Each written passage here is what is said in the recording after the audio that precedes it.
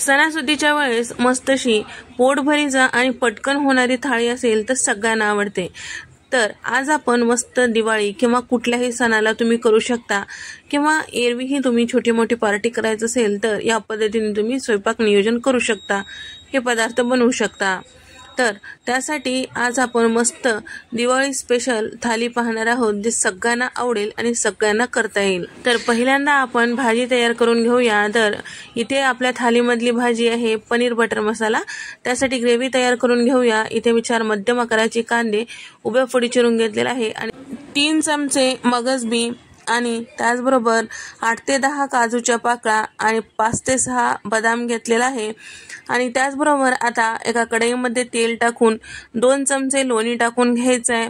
त्यानंतर घेतलेला कांदा यामध्ये टाकून परतून घ्यायचा आहे।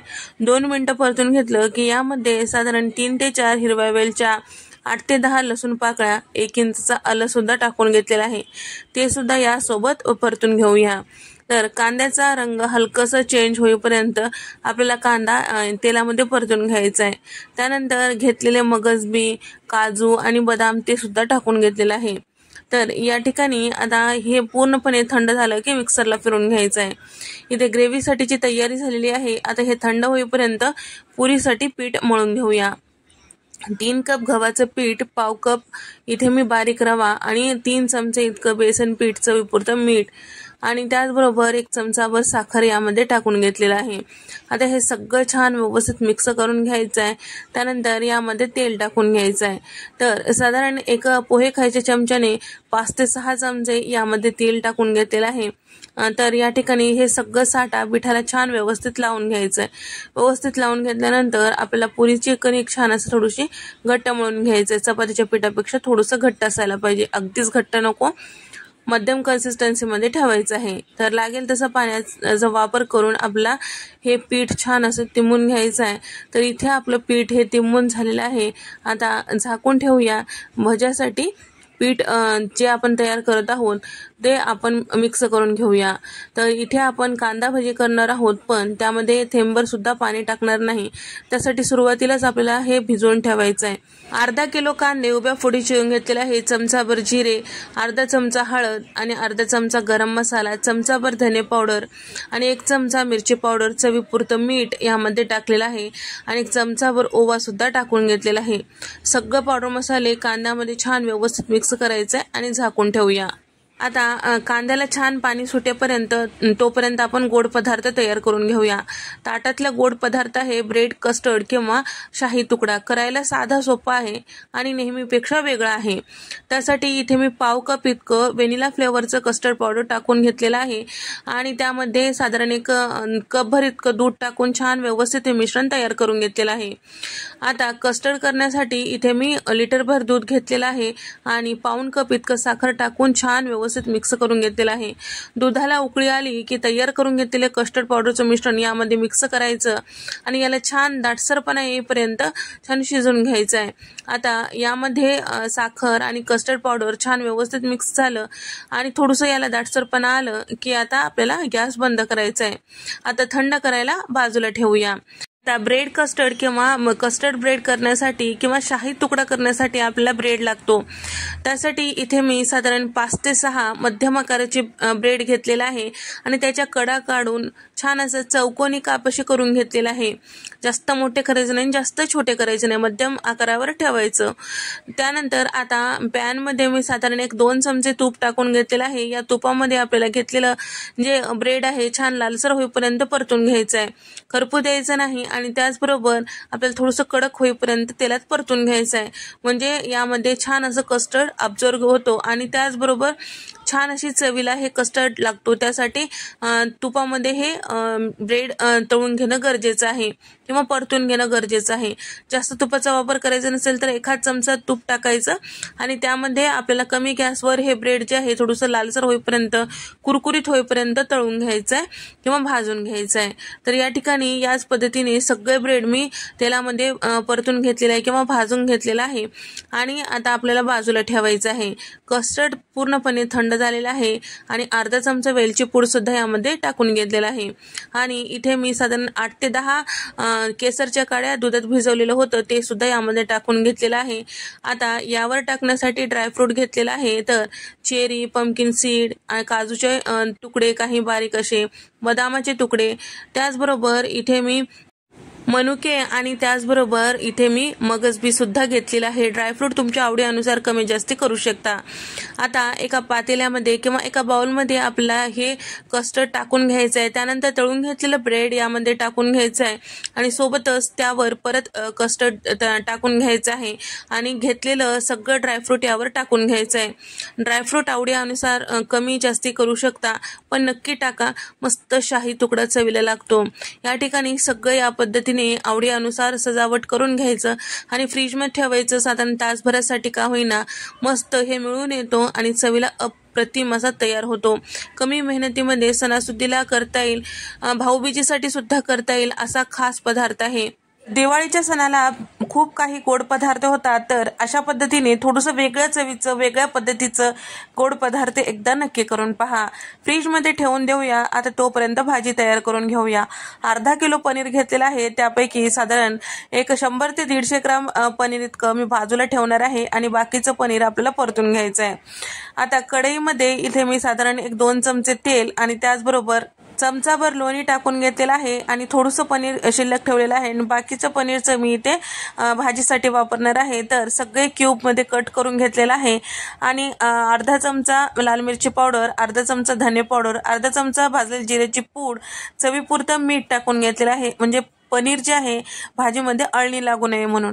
या पद्धतीने पावडर मसाल्यांचं कोटिंग छान असं तयार झालं की आता ताटामध्ये काढून ठेवायचं आहे. अगदीच पनीर लाल वगैरे करायची गरज नाही. त्याच कढईमध्ये मी साधारण 4 चमचे तेल आणि 2 मोठे चमचे लोणी आणि खडे मसाले टाकून घेतलेले. खडे मसाल्यामध्ये चक्री फूल, दालचिनीचा तुकडा आणि 2 तमालपत्र टाकून घेतलेलं आहे.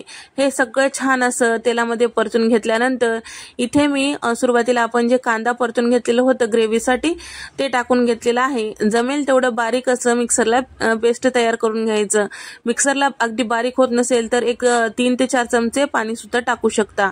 छान असं हे कांद्याची ग्रेव्ही यामध्ये टाकून परतून घ्यायचं आहे. आता हे वाटण छान परतून घेतल्यानंतर चमचाभर धने पावडर, 1 चमचा लाल मिरची पावडर, 1 चमचा बॅडगी मिरची पावडर, चमचाभर हळद आणि त्याचबरोबर अर्धा चमचा इथे मी भाजलेली जिऱ्याची पूड, चमचाभर गरम मसाला, चवीपुरतं मीठ टाकून घेतलेलं आहे. पावडर मसाले सुद्धा सोबतच परतून घ्यायचं, म्हणजे भाजीला छान अशी चव येते. सगळं छान व्यवस्थित मिक्स केलं आणि आता आपल्याला हे वाटण जास्त वेळ परतून घ्यायचं आहे, करपू नये त्यासाठी पाणी टाकून घ्यायचं. साधारण वाटीभर पाणी यामध्ये टाकून घेतलेलं आहे. सगळं छान व्यवस्थित मिक्स केलेलं आहे. पाणी टाकल्यानंतर ग्रेव्ही हलकंसं पातळ होतं आणि त्याचे शिंतोडे गॅसवर उडू शकतात. त्यासाठी जास्त वेळ आपल्याला परतून घ्यायचं आहे. त्या झाकण लावून परतून घ्यायचं. त्या अगोदर 3 मध्यम आकाराची टोमॅटोची प्युरी इथे मी टाकून घेतलेलं आहे, ते सुद्धा यामध्ये मिक्स करून घेतलेलं आहे आणि त्याचबरोबर याचा आंबटपणा जाईपर्यंत, याचा कच्चेपणा दूर होईपर्यंत आपल्याला झाकण लावून साधारण 5 मिनिटासाठी कमी गॅसवर वाफवून घ्यायचं आहे. हलकंसं आता शिजल्यासारखं वाटू लागलं त्यावेळेस झाकण काढायचं आणि त्याचबरोबर परतून घेतलेले जे पनीर आहे ते यामध्ये टाकून घ्यायचं. पनीर यामध्ये टाकून घेतल्यानंतर सगळं छान व्यवस्थित मिक्स करून घेतलेलं आहे. छान असं मिक्स केल्यानंतर लास्टला आणखीन 1 मोठा चमचा लोणी यावर टाकून घ्यायचं आहे आणि झाकण लावून तेल साईडला सुटेपर्यंत आपल्याला हे भाजी शिजून घ्यायची आहे. तर साधारण 5 ते 6 मिनिटांनंतर तुम्ही बघू शकता तर या ठिकाणी हलकंसं तेल साईडला सुटलेलं आहे आणि त्याचबरोबर आता यामध्ये टाकायचं आहे आपल्याला गरम पाणी. थंड पाणी टाकायचं नाही, भाजी पटकन होते आणि भाजीला छान चव येण्यासाठी आपल्याला गरम पाणी वापरायचं आहे. ग्लासभर इतकं गरम पाणी टाकून घेतलेलं आहे. भाजीची कन्सिस्टन्सी पातळ घट्ट तुमच्या आवडीनुसार तुम्ही पाण्याचं प्रमाण ठेवू शकता. गरम पाणी टाकलं की मिक्स करून घेतलेलं आहे. 2 चमचे कसुरी मेथी तव्यावर परतून घेतलेली आहे, हातावर चुरून यामध्ये टाकून घेतलेले आहे आणि त्याचबरोबर मुठभर कोथिंबीर सुद्धा यामध्ये टाकून घेतलेला आहे आणि इथे मी साधारण 1 पाव कप इतकं फ्रेश क्रीम सुद्धा टाकून घेतलेलं आहे. या ठिकाणी तुम्ही दुधावरची साय फेटून टाकू शकता. आता हे सगळं छान व्यवस्थित मिक्स करून घेतलं की आता झाकण लावायचंय परत एकदा आणि तेल साईडला सुटेपर्यंत हे भाजी छान शिजेपर्यंत साधारण मध्यम गॅसवर 5 ते 6 मिनिटासाठी शिजवून घ्यायचं आहे. 5-6 मिनिटानंतर तुम्ही बघू शकता तेल साईडला सुटलेलं आहे आणि मस्त चमचमीत असं हॉटेल पद्धतीची पनीर बटर मसाला तयार. आता इथे आपण थालीमधला दुसरा प्रकार पाहणार आहोत, तो म्हणजे मस्त असा पनीर पुलाव. त्यासाठी इथे मी 2 कप इतकं बासमती तांदूळ घेतलेला आहे. आता स्वच्छ धुवून घेऊया आणि इथे मी कुकरमध्ये करून घेणार आहे. त्यासाठी 1 4 चमचे तेल टाकून घेतलेला आहे आणि 1 मोठा चमचा लोणी, अर्धा चमचा इथे मी शहाजिरा टाकून घेतलेला आहे आणि सोबतच यामध्ये साधारण अर्धा कप इतकं बारीक चिरून घेतलेला कांदा टाकलेला आहे. कढीपत्त्याची पानं टाकलेलं आहे. कांदा आणि कढीपत्त्याची पानं परतून घ्यायचं आहे. त्यानंतर फ्लावरची तुरी टाकून घेतलेला आहे आणि सोबतच अर्धी वाटी इतकं इथे मी बारीक चिरून घेतलेलं आणि त्याचबरोबर सुक्या लाल मिरच्या साधारण 2 इतकं टाकून घेतलेलं आहे. 5 ते 6 हिरव्या मिरच्या मधोमध कट केलेल्या टाकून घेतलेला आहे. मुठभर इथे मी कॉर्न टाकून घेतलेला आहे आणि त्याचबरोबर यामध्ये काही काजूच्या पाकळ्या आणि बटाट्याच्या फोडी सुद्धा टाकून घेतलेल्या आहे. आणि खडे मसाल्यांमध्ये 2 तमालपत्र, 1 चक्री फूल आणि 1 दालचिनीचा तुकडा आणि 8 ते 10 काळे मिरे आणि त्याचबरोबर 3 ते 4 इथे मी हिरवी वेलची टाकून घेतलेला आहे. 5 ते 6 लवंगा, 1 मोठी वेलची यामध्ये टाकून घेतलेला आहे. खडे मसाले तुमच्या आवडीनुसार कमी अधिक करू शकता. 2 मध्यम आकाराचे टोमॅटोची प्युरी सुद्धा यामध्ये टाकून घेतलेला आहे आणि 1 मोठा चमचा आलं लसणाचं जाडसर असं पेस्ट यामध्ये टाकून भाज्या छान तेलामध्ये परतून घेतलेला आहे. आणि सोबतच पावडर मसाल्यांमध्ये इथे मी चमचाभर धने पावडर आणि 1 चमचा भाजलेली जिऱ्याची पूड, 1 चमचा गरम मसाला, 1 चमचा बिर्याणी मसाला टाकून घेतलेला आहे. आणि त्याचबरोबर इथे मी साधारण 1 चमचाभर लोणी परत टाकून घेतलेला आहे. छान चमचमीत आणि मस्त मसालेदार आपण बनवत आहोत आणि त्यासाठी सगळे मसाले व्यवस्थित मिक्स केलं की जे पनीरचे क्यूब होतं साधारण 100 ते 150 ग्राम इतकं मी शिल्लक ठेवलेलं होतं, त्याचे क्यूब यामध्ये टाकून घेतलेला आहे. आणि त्याचबरोबर स्वच्छ धुवून घेतलेले बासमती तांदूळ सुद्धा यामध्ये टाकून घेतलेला आहे. भाज्यांसोबत परतून घ्यायचं आहे. चवीपुरतं मीठ टाकायचं आहे, थोडीशी कोथिंबीर टाकायचं आहे आणि त्याचबरोबर हे सगळं छान व्यवस्थित मिक्स केलं की लगेचच पाणी टाकायचं नाही. त्यानंतर थोडंसं झाकून ठेवायचं म्हणजे पावडर मसाले छान असं या पुलावमध्ये मिक्स होतात.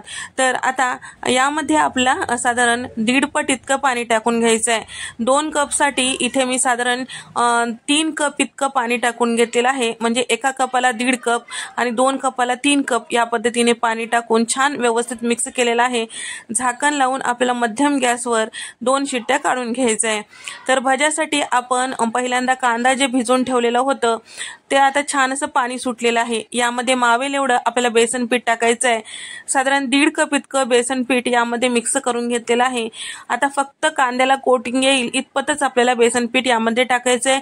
जास्तीचं पाणी वापरायचं नाही आणि जास्तीचं बेसन पीठ वापरायचं नाही. हॉटेलमध्ये मिळतो त्या पद्धतीची कांदा भजी आपण इथे करत आहोत. त्यासाठी छान कुरकुरीतपणा येण्यासाठी 3 चमचे तांदळाचं पीठ सुद्धा यामध्ये टाकून घेतले, ते सुद्धा मिक्स करून घेऊया. तर इथे तुम्ही बघू शकता छान असं या कांद्याला कोटिंग आलेलं आहे. अगदी जास्त पीठ वापरलेलं नाही पण मस्त कांदा भजी कुरकुरीत होतो. आता हे पीठ बाजूला ठेवूया आणि कुकरच्या शिट्ट्या झालेल्या आहे. इथे आपलं पनीर पुलाव सुद्धा तयार झालेला आहे. एकदा या पद्धतीने कमी मेहनतीमध्ये सणासुदीला करता येईल असा प्रकार नक्की बनवून पहा. तर या पद्धतीचं पनीर पुलाव करताल तर बिर्याणीला सुद्धा मागे टाकेल असा हा प्रकार आहे. चवीला सुद्धा अप्रतिम असं होतो. कमी मेहनतीमध्ये मस्त चविष्ट पनीर पुलाव झालेला आहे. आता याला बाजूला ठेवूया. आपलं जे पुरीसाठी जे कणिक होती ते छान भिजल्या गेलेले आहे. आता आपण त्याचे उंडे तोडून घेऊया आणि पुऱ्या तळून घेऊया. तर आयत्या वेळी तुम्ही जर ताट वाढायच्या वेळेस पुऱ्या तळताल तर पुऱ्या सुद्धा गरम राहतात आणि भजे सुद्धा गरम राहतात. असं नियोजन करा. मी ताटामध्ये दाखवल्याप्रमाणे तुम्ही सुद्धा नियोजन करून स्वयंपाक करताल तर पटकन तुमचा स्वयंपाक होईल. तर पुऱ्या करते वेळेस केव्हाही थोडंसं तेलाचा हात लावून लाटून घ्यायचं. पीठ कधीच लावायचं नाही. या पद्धतीने 5 ते 6 पुऱ्या झालं की तळून घ्यायचं. अगदी जाड ठेवायचं नाही किंवा अगदी पातळ ठेवायचं नाही. एकसारखी पुरी लाटून घ्यायचं आहे. तर या ठिकाणी पुऱ्या तयार झालेल्या आहे. आता तळून घेऊया. तळण्यासाठी तेल मध्यम गरम असायला पाहिजे, जास्त कडकडीत गरम नको. आणि मोठ्या गॅसवर आपल्याला हे पुऱ्या तळून घ्यायचं आहे म्हणजे छान फुगलेल्या पुऱ्या तयार होतात. पुरी जेव्हा आपण कणिक मळून घेतो पुरीसाठी त्यावेळेस आपण रवा आणि त्याचबरोबर बेसन पीठ, साखर टाकलेला आहे जेणेकरून साखरेमुळे आपल्या पुरीला छान असं चटकदार रंग येतो आणि त्याचबरोबर रव्यामुळे जास्त वेळ ही पुरी फुगून राहते. आणि त्याचबरोबर यामध्ये बेसन पिठामुळे छान असं याला खमंगपणा येतो. सगळ्या पुऱ्या मस्त टुमटुमीत फुगलेल्या आहे. तुम्ही बघू शकता. याच तेलामध्ये आपल्याला कांदा भजी सुद्धा तयार करून घ्यायचं आहे. तर या पद्धतीने नियोजन करून तुम्ही जर सगळे जिन्नस करताल, सगळे पदार्थ करताल, तर आयत्या वेळी तुम्ही गरमागरम सर्व करू शकता. कांदा भजी तेलात सोडते वेळेस मी व्हिडिओमध्ये दाखवल्याप्रमाणे टाकायचं, म्हणजे मस्त चवीला कुरकुरीत असं कांदा भजी होते. जास्त मोठं करायचं नाही, जास्त अशा बारीक टाकायचं नाही. आकार धरलं की पलटून घ्यायचं, दोन्ही साईडला लालसर होईपर्यंत तळून घ्यायचं. गरमागरम कांदा भजी तयार झालेली आहे. गाड्यावर किंवा हॉटेलमध्ये मिळतो त्या पद्धतीची कांदा भजी घरच्या घरी तुम्ही थालीमध्ये करू शकता किंवा एरवीही खाण्यासाठी करू शकता. यंदाच्या दिवाळीच्या सणाला किंवा भाऊबीजेला तुम्ही या पद्धतीची थाळी नक्की करून पहा. करायला अगदी साधी सोपी आहे. असं जर मी व्हिडिओमध्ये दाखवल्याप्रमाणे नियोजन करून करताल तर तुमची थाळी पटकन होते, मस्त शाही अशी थाळी तयार होते. तर या व्हिडिओमध्ये मी गुलाबजामुन सुद्धा ठेवलेला आहे, तर त्याचा व्हिडिओ मी अपलोड केलेला आहे. तर दिवाळीचे बरेच फराळाचे पदार्थ सुद्धा अपलोड केलेला आहे. तर तुम्ही आदल्या दिवशी गोड पदार्थ करून फ्रीजमध्ये स्टोअर करू शकता आणि दुसऱ्या दिवशी आयत्या वेळी हे सगळे पदार्थ करू शकता. एकदा या पद्धतीने नियोजन करून जर थाळी करताल तर पटकन तुमची थाळी होईल. आणि जर या पद्धतीने तुम्ही थाळी करताल आणि तुम्हाला ही थाळी आवडली तर व्हिडिओला नक्की लाईक करा आणि त्याचबरोबर आपल्या चॅनलला सबस्क्राईब करायला विसरू नका.